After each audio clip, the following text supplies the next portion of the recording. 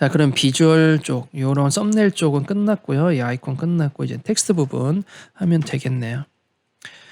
텍스트 부분 보시게 되면 처음에 코딩할 때 막 신나게 코딩하지 마시고 가장 내가 손이 안 가고 한 번에 처리할 수 있는 것부터 하시는 게 좋습니다. 그리고 한 번에 처리할 수 있다라는 얘기는 요소 선택자를 쓰라는 얘기입니다. 요소 선택자를 써서 처리할 수 있는 건 한 번에 하시는 게 좋아요. 자, 그럼 여기서 세 개 다 공통적인 걸 찾아내야 돼요. 공통적인 게 뭐냐? 가운데 정렬이다. 텍스트 얼라인 센터를 넣어야 된다. 텍스트 얼라인 센터인데 버튼도 텍스트 얼라인 센터가 들어가야 되고 각각 텍스트는 당연히 텍스트 얼라인 센터가 들어가겠죠. 버튼까지 텍스트 얼라인 센터를 들어가게 한다라는 것은 이 버튼 요소, 물론 A 요소를 했겠죠. 바로 거기서 페이지 이동하니까 이 A 요소 자체가 블록 요소면 안 된다라는 얘기예요. 블록 요소로 하게 되면 텍스트 얼라인 센터가 안 들어갑니다. 그러면 블록 요소하고 가로 세로 주고 그 다음에 마진 용어도 주겠죠. 되게 복잡한 코드가 더 들어가게 되는 거예요. 그래서 얘를 디스플레이 인라인 블록 하셔야 됩니다. 인라인 블록 하게 되면 텍스트 라인 센터가 들어가게 되거든요. 그 부분까지 신경을 써서 한번 해보겠습니다. 자, 그럼 여기서 들어가는 게 strong p a 요소예요. 요 세 가지가 텍스트 라인 센터를 들어가게 할 거예요. 텍스트 라인 센터는 내가 움직이고자 하는 요소의 부모 요소에다가 줘야 돼요. 바로 li 요소죠. 이 li 요소에다가 텍스트 라인 센터를 넣겠습니다. 자, 그럼 모두 다 가운데 정렬이 됐죠? 이제 하나하나 디자인을 해주시면 돼요. 대신 공통으로 들어가야 된다고 했죠? 이 여백, 요 여백 다 똑같죠? 이것은 전체적으로 넣겠습니다. 이 여백 같은 경우에는 여기서 여기까지 재서 37픽셀 나왔거든요. 그러면 li에 패딩을 주시면 안 되겠죠? 만약에 li에 패딩을 주게 되면 이곳에 여백이 들어가는 거예요. li 자체는 여기서 여기까지니까. 위로 37픽셀이면 여기서 여백이 들어갑니다. 그리고 이미지가 여기부터 이렇게 그려져요. 그걸 원하는 게 아니었잖아요.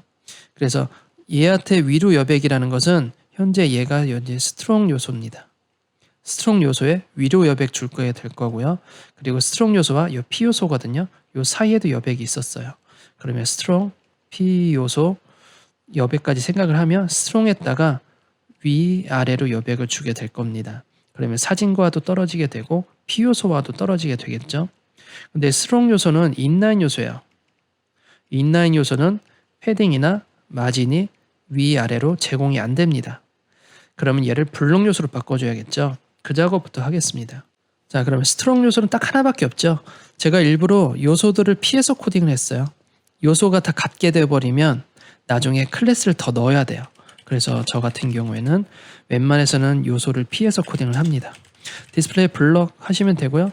위로 우리가 여백을 잰 것이 37픽셀이죠. 37픽셀 밑으로 또 여백을 준다고 했어요. 이 여백 같은 경우에는 밑에 있는 P 요소와의 여백을 얘기하는 겁니다.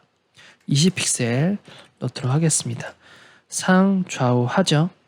세 가지 값이 들어가면 자, 이렇게 되죠. 디스플레이 블록 줘도 텍스트는 어차피 가운데 정렬돼요. 글씨 크기 보는데 현재는 디자인 원본이 아니기 때문에 그대로 높이만 마켓 툴로 해서 높이만 재면 되고요. 그 높이 값이 현재 24픽셀입니다. 24픽셀에서 글씨 크기 됐고요. 굵은 거는 스트롱은 원래 굵죠. 색깔만 가져가겠습니다. 333 24에 333 폰트 사이즈 24 컬러 333 같은 수가 6번 반복되면 3번으로 줄일 수 있습니다. 문자나 숫자가. 자, 이렇게 크게 띄웠고요. 그 다음에 줄간격 초기화 해야겠죠. 텍스트마다 기본적으로 가지고 있는 줄간격이 있어요. 그 줄간격을 초기화해야만 우리는 요 여백을 쟀을 때 요 크기 그대로 삽입되는 거예요. 만약에 줄간격 초기화를 안 했으면 더 넓어집니다. 지금 새로 고침 되어 있는데 줄간격 초기화와 아닌 거의 차이점을 보여드리면 느껴지나요? 여기 차이를? 글씨 똑같이 됐죠? 아까 글씨 크기를 여기서 똑같이 됐어요. 여기 보면 이만큼이나 차이 나요. 이만큼. 밑에도 이만큼이나 차이 나죠? 지금 오른쪽에 있는 뿌연 오른쪽에 있는 게 줄간격 안 준 거고요. 왼쪽이 준 거예요. 그래서 줄간격 초기화를 해야만 좀 오차 범위가 많이 줄어듭니다. P 요소 한번 해보겠습니다. P 요소 하는데 현재 줄내림을 하지 않았거든요. 근데 여기서 끊기고 내려가죠. 텍스트가. 이 부분도 한번 이따 BR을 쳐야 되겠구나. 이건 BR을 좀 쳐야겠네요. 그래서 글씨 크기부터 한번 보겠습니다. 15픽셀 가장 진한 색으로 스포이더 해서 666 15에 666 P죠. 15에 666을 넣습니다. 자, 이렇게 커졌고요. 줄내림을 해야 되는데 원래 제가 BR을 치지 않는 이유를 왜 그러냐면 BR을 치게 되면 시각장애인들이 사용하는 센스 리더 같은 스크린 리더를 사용하게 되면 한 줄을 다 읽고 나서 안 읽어요. BR을 치면. 그 다음에 버튼을 한 번 더 눌러야지 그 다음부터 읽습니다. 어떻게 읽혀지게 되냐면 시니어를 위한 텔레마트 서비스와 이렇게 하고 끝내버려요. 그럼 말하다 만 느낌이잖아요. 그때 버튼 하나 더 눌러야만 다양한 할인과 적립 혜택을 누리세요 라고 나옵니다. 이게 BR을 치면 그렇게 나오고 제가 BR을 안 치고 하려는 방법은 P 요소에다가 가로 크기 줄 거예요. 그러면 알아서 글씨가 떨어지겠죠. 그러면 한 줄로 다 읽어줍니다. 그 차이가 있는데 모든 텍스트를 그렇게 할 수가 없어요. 지금 제가 그렇게 하지 않을 이유는 왜냐하면 가로 크기 이 가로 크기 해서 줄내림이 될 수 있어요. 근데 마지막을 보니까 가로 크기 주면 함께가 올라올 것 같아요. 텍스트가. 그러면 디자인처럼 안 나오잖아요. 이건 어쩔 수 없이 BR 쳐야 됩니다. 따로따로 코딩할 수 있을 정도의 건 아닌 것 같아요. 그건 어쩔 수가 없습니다. 자, 다음에는 요 글씨 크기 넣었는데 좀 오차 범위는 있습니다.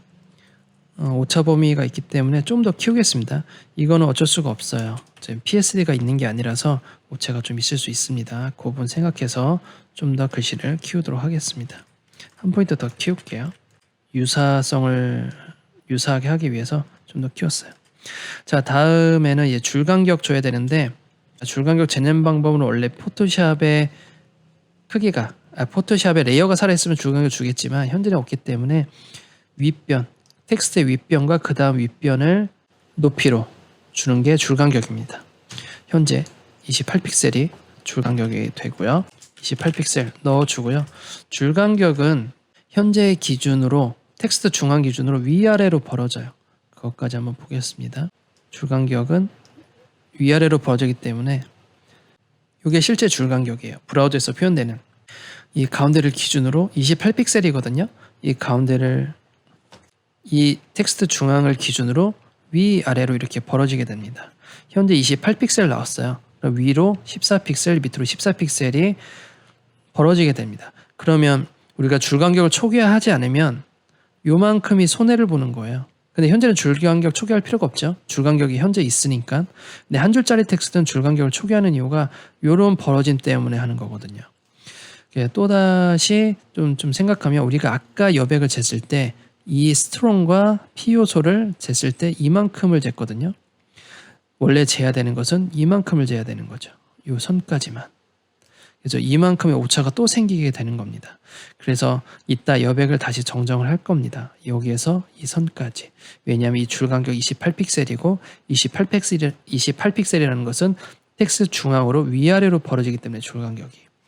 그러면 위아래로 벌어진다는 것은 요만큼까지 요만큼이 되는 거고 여기서 여기까지겠죠. 줄 간격이 이따 재보긴 할 거지만 이게 28픽셀이고 그러면 이 P 요소와 버튼 사이의 간격은 이만큼이 되는 겁니다. 줄 간격은 여백처럼 벌려져요. 다른 요소들과 함께 되는 거죠. 그러면 스트롱과 P 요소는 15픽셀이 되는 거죠. 여기에서 20이었는데 15예요. 5픽셀의 오차나 있는 거예요. 굉장히 큰 오차입니다. 그리고 여기는 20픽셀입니다. 그럼 P 요소의 밑에 벽만 주면 되겠죠? P 요소는 20픽셀로 밑으로 떨어진다. 줄 간격 다 넣었고요. 자, 미리 보기 하겠습니다. 자, 근데 버튼 만들면 되겠죠? 버튼을 만드는데 여기서 유의할 점이 있어요. 버튼은 크기와 모양은 다 같지만 색이 다르다. 그거는 부모 클래스에 따라서 바뀌게 할 거다라는 거예요. 그러면 백그라운드 컬러를 제외한 나머지는 요소 선택자리에서 다 넣으셔야 됩니다. 자, 그러면 크기부터 알아야겠죠? 148에 40. A 요소는 디스플레이 148에 40이 될 거고요. 줄 간격을 주면 바로 Y축 가운데 정렬이 됩니다. 텍스트라인 센터는 이미 부모에서 텍스트라인 센터를 주었죠. 이곳에서. 그렇기 때문에 A 요소도 텍스트라인 센터가 될 거예요. 그러면 X축 중앙 정렬이 이미 되었고 Y축 중앙 정렬인 줄강력만 주면 됩니다. 자, 그리고 컬러는 흰색이었죠. 그리고 폰트 사이즈는 재봐야 아는 거고요. 보더 레디우스가 있었어요. 그것도 재봐야 알겠죠. 폰트 크기는 오차가 있기 때문에 재는 것보다 1, 2픽셀 더 주겠습니다. 17픽셀 정도로 줄게요. 그리고 보더 레디우스는 아까도 말씀드렸듯이 계단 현상 일어나는 부분까지만 주면 됩니다. 현재 5픽셀이거든요. 그럼 보더 레디우스 5픽셀 하겠습니다. 자, 미리 보게 되면 현재 안 보이지만 흰색 글씨라서 안 보이는 거죠. 배경색을 각각 다르게 주겠다라고 아까 얘기를 했습니다. 배경색 그리고 이 안에 있는 텍스트 색깔 한 번에 바꿔줘야겠죠. 자, 제가 일부러 구별해 놨습니다. 스팬 요소, 스트롱의 스팬 요소는 컬러가 바뀌는 영역이에요. 그리고 제가 클래스를 컬러 1, 2, 3 이렇게 했어요. 넘버링으로 그냥 해버렸습니다. 자, 그러면 저걸 가지고 색상을 계속 바뀌게 해볼게요. 컬러가 1이 붙었을 때는 변화가 일어나야 되잖아요.